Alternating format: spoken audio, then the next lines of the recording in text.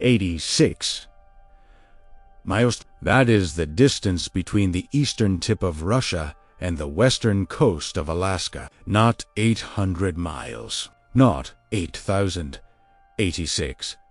You could drive that in 90 minutes on an American highway. You could sail it in a long afternoon. And yet, at this very moment, there is no road, no rail line, no bridge, no tunnel, and no fixed crossing of any kind connecting the two largest nations on Earth. None. Two continents that share a maritime border shorter than the distance between New York City and Philadelphia, permanently, completely, unreachably apart. That is not a political failure. That is not a funding problem. And it is not, as most people assume, simply a matter of cold weather. What you are about to discover is why this crossing, the most logical infrastructure project in human history, has defeated every serious attempt for 120 years. Not because we lacked the ambition, because the Earth itself draws a line here, and what lies beneath that line is stranger, older, and more powerful than anything the engineers expected. Subscribe immediately. This is going somewhere schools won't teach you. Stay ahead. Hit subscribe. Russia and the United States were not always separated. Until approximately 11,000 years ago, they were the same landmass. A continent called Beringia, wide enough to support forests, rivers, megafauna, and tens of thousands of human beings connected Siberia to Alaska across what is now open ocean. Then the glaciers melted. Sea levels rose by roughly 400 feet over several millennia, and Beringia drowned. The connection disappeared. The two continents became two worlds. Since 1905, engineers, governments, and private investors have proposed no fewer than a dozen serious plans to restore that connection by bridge, by tunnel, by causeway, and by combinations of all three. The most recent Russian federal study, completed in 2011, estimated the cost at $65 billion and declared the project technically feasible. The American government has never funded a formal study, and the crossing remains exactly as it has been for 11,000 years. Open water, moving ice, and ground that does not behave like ground. We are going to follow this story from its beginning, from the moment the land vanished, through every serious attempt to bring it back, and into the geological reality that has stopped every one of those attempts cold.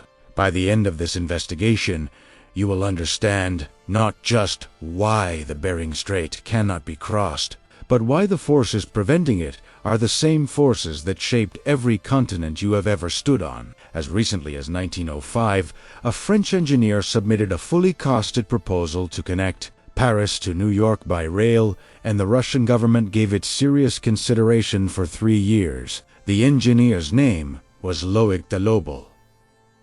His plan was not a fantasy sketch. It was a detailed technical document proposing a railroad that would run from Europe across Russia, through Siberia, cross the Bering Strait on a combination of bridges and causeways, continue through Alaska, down through Canada, and terminate in New York City. Total distance: approximately 6,000 miles of new rail through terrain that had never seen a locomotive. De Lobel presented the plan to Tsar Nicholas II.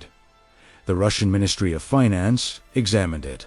For 3 years, it was a live proposal at the highest levels of Russian government. It was rejected, but not because it was considered impossible. It was rejected because the Trans-Siberian Railway, which had just been completed, had already consumed resources on a scale that left the government with no appetite for a project even larger. The engineering question was set aside, not answered.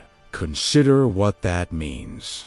In 1905, with steam-powered equipment, no satellite mapping, no material science beyond basic steel and concrete, a serious proposal to cross the Bering Strait reached the desk of the Tsar. The ambition was never the obstacle. What was the obstacle? The first engineers to study the ground near the strait's edges began noticing something that did not appear on any geological survey of the time. The soil behaved strangely. In summer, it did not drain like ordinary earth. It did not compact under pressure the way clay or sand should. It moved, not dramatically, not in landslides or collapses. It shifted, slowly and continuously, as if the ground itself were alive and unwilling to hold still. That was the first encounter with what we now call permafrost, and it would take another half-century of Arctic construction before engineers fully understood what they were dealing with. The dream of a Bering crossing is not modern. It is not visionary. It is 120 years old, and it has been technically analyzed by some of the best engineering minds of every generation since.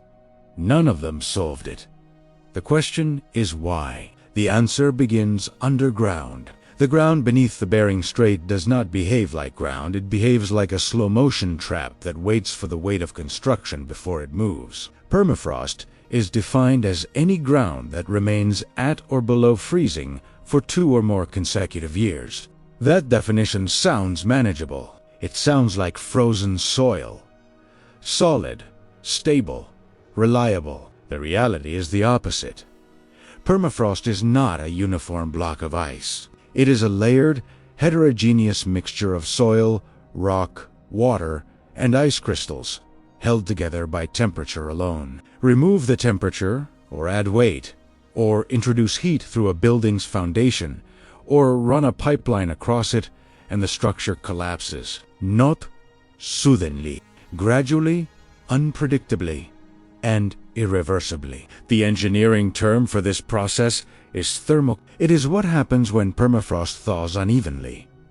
The ground above it subsides, buckles, and opens into sinkholes that can swallow roads, buildings, and runways. In Siberia, entire apartment complexes built during the Soviet era are now tilting at angles that would be comical if people were not still living in them.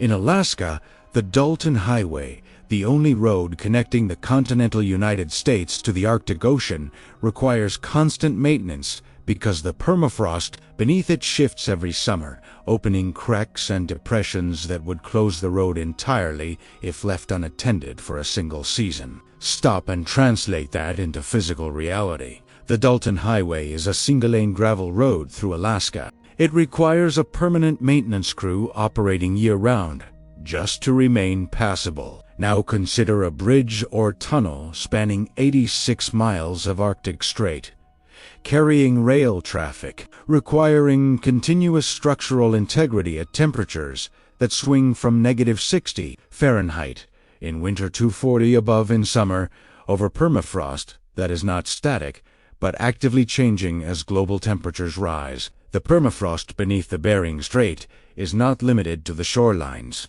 In the 1990s, oceanographic surveys revealed something that stopped Arctic engineers in their tracks. The permafrost extends offshore, beneath the seafloor of the Bering Strait, at depths of up to 160 feet of water. The ground is frozen. Not everywhere, not uniformly.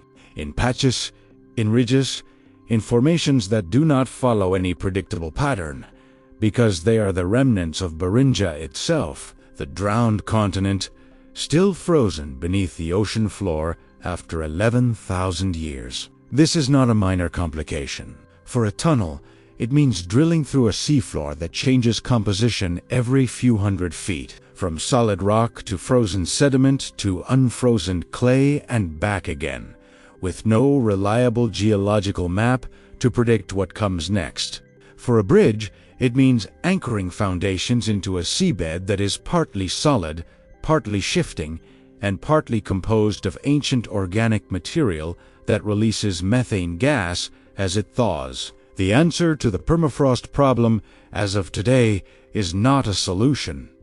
It is a set of partial adaptations. These work imperfectly for static structures in known conditions. They have never been tested at the scale, duration, and environmental variability of a Bering Strait crossing. But the permafrost as formidable as it is not the most powerful force at work here. What crosses the strait every winter makes permafrost look like a minor inconvenience. The ice that crosses the Bering Strait every winter does not drift. It bulldozes, carrying enough kinetic energy to shear the base of an offshore oil platform. Arctic sea ice is not the thin sheet of frozen water most people picture. In the Bering Strait, ice begins forming in November and reaches its maximum extent in March. Belate Winder. The ice pack can be 6 to 8 feet thick across the entire width of the strait, but thickness alone does not capture the danger. What matters is movement. The strait functions as a channel, a narrow passage between the Pacific and Arctic Oceans through which enormous volumes of water move continuously. That current drives the ice, not gently. The ice in the Bering Strait moves at speeds of up to 2 miles per hour across its entire width, forming what engineers call pressure ridges, places where two moving ice sheets collide and compress, pushing ice upward and downward simultaneously. Above the waterline, pressure ridges can reach 30 feet in height. Below it, they can extend 100 feet down, scraping the seafloor in the shallower sections of the strait. The force generated by a moving pressure ridge has been measured in the Beaufort Sea. Offshore oil platforms are designed to withstand ice loads of up to 100,000 tons of lateral force. The ice in the Bering Strait generates comparable forces across a much wider front. There is no bridge design in the engineering literature, none, that has been certified to withstand that load for the duration of a structure that must last 100 years. What does 100,000 tons of lateral force look like? It is roughly equivalent to 70 fully loaded aircraft carriers pressing sideways against a single point every winter for 100 years. The response from engineering teams that have studied the crossing is not that this problem is unsolvable in theory. It is that it is unsolvable with current materials. The steel alloys and concrete composites available today cannot maintain structural integrity under repeated impact loads of that magnitude, temperatures that cause metal to become brittle and concrete to crack. A new class of materials would be required, materials that do not yet exist outside laboratory conditions. The irony here is precise and worth noting. The same ocean current that makes the Bering Strait one of the most biologically productive bodies of water on Earth, driving the upwelling that feeds its extraordinary fisheries, is the same current that makes it structurally The strait's ecological richness and its engineering impossibility come from exactly the same source. Now add to this what lies beneath the water. The Bering Strait sits on the Pacific Ring of Fire, the chain of tectonic boundaries that encircled the Pacific Ocean and accounts for 90% of the world's earthquakes. The seafloor here is not geologically stable. It is crossed by active fault lines.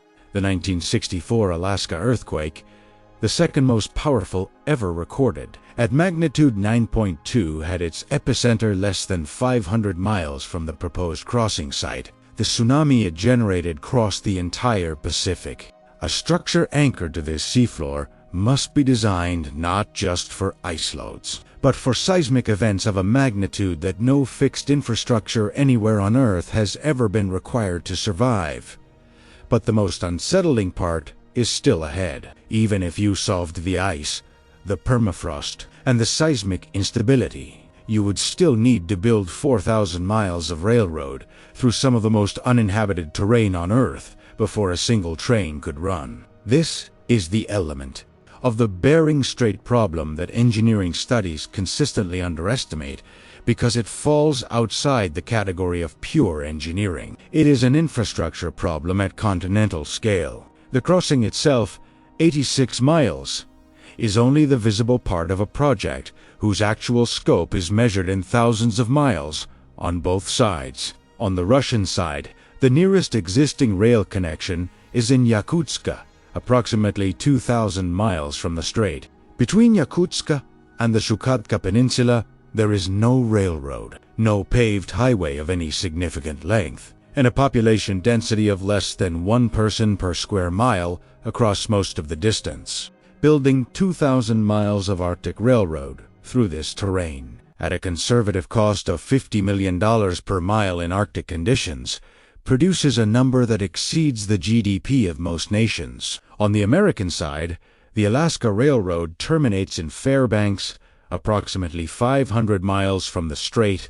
The terrain between Fairbanks and the Seward Peninsula is roadless wilderness, much of it underlain by the same permafrost that complicates the crossing itself. The 2011 Russian federal study estimated the total project cost, including connecting infrastructure on both sides, at $200 billion. That number assumes no cost overruns, no permafrost complications beyond what was modeled, and no seismic events during construction. The Channel Tunnel between England and France, in temperate conditions, across a well-mapped seafloor, came in 80% over budget. Every layer of the Bering Strait problem compounds the one beneath it. The permafrost makes foundation engineering unpredictable. The ice makes surface structures untenable. The seismic instability makes deep anchoring hazardous. The infrastructure void makes the cost of solving all three effectively incalculable. These are not independent obstacles. They are a system. This is why, after 120 years, the Bering Strait remains uncrossed. Not for lack of ambition, because the Earth built this barrier with redundancy. The Bering Strait is not an engineering problem waiting for better technology. It is a boundary condition, a place where the current state of Earth's geology, climatology, and tectonics converge to produce a set of constraints that cannot be engineered around, only engineered through. The most serious contemporary proposal is the submerged floating tunnel, sometimes called an Archimedes bridge. Instead of building on the seafloor or above the water's surface, you suspend a pressurized tube at a fixed depth below the surface, anchored by tethers to the seafloor.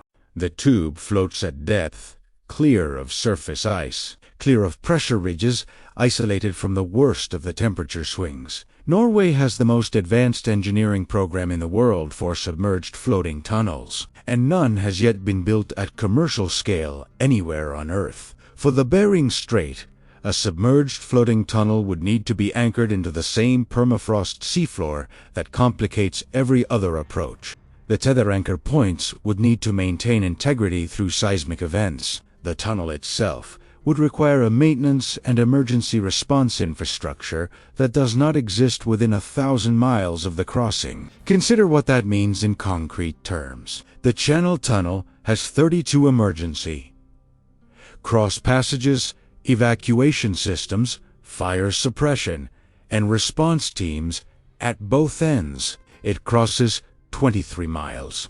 A Bering Strait tunnel would need to cover 86 miles in an environment where the nearest large city is Anchorage, roughly 600 miles away on the American side, and Yakutsk, roughly 2,000 miles away on the Russian side. An emergency at the midpoint would be one of the most logistically complex rescue operations ever attempted. The conditions required for a safe crossing represent not one breakthrough, but 5 simultaneous breakthroughs.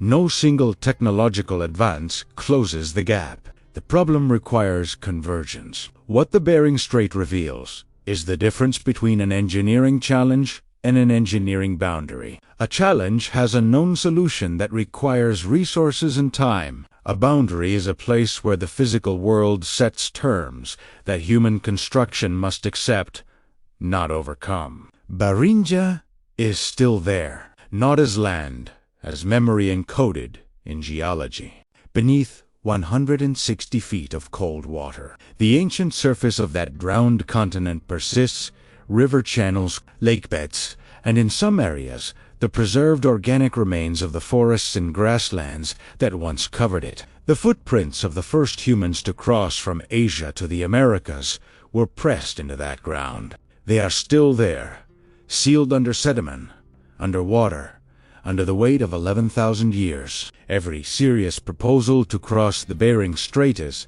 in so may say, an attempt to undo what the end of the last ice age did to restore a connection that geology severed and that human ambition has never stopped wanting to reverse. What is remarkable is not that the attempts have failed. What is remarkable is what they reveal about the impulse itself. We do not draw borders at the edges of continents. We draw them at the edges of our reach. And when the Earth draws a line beyond our reach, we spend a century trying to redraw it. The submerged forests of Beringia are not waiting to be bridged. They are waiting to be understood as evidence that the planet's geography is not a fixed backdrop, but an active, ongoing process, and that the boundaries we treat as permanent are, on geological time, temporary. The strait that separates Russia and the United States has existed for 11,000 years. In the lifespan of the continents, it connects.